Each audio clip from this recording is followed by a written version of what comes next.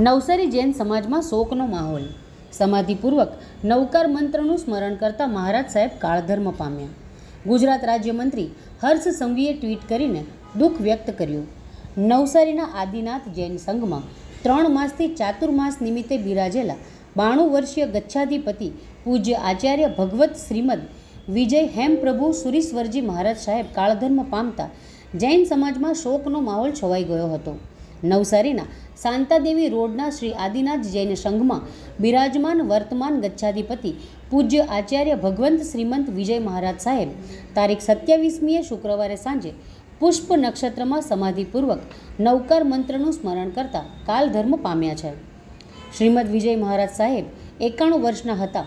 તેઓ 3 મહિનાથી નવસારીના આદિનાથ જૈન સંઘમાં ચાતુર્માસ નિમિત્તે બિરાજમાન હતા.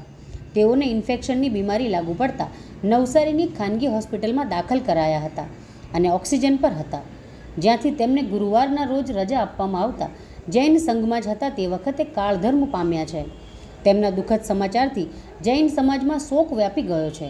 આજે બપોર બાદ તેમની પાલખી યાત્રા નીકળેલી હતી, જેમાં મોટી સંખ્યામાં લોકો જોડાયા હતા.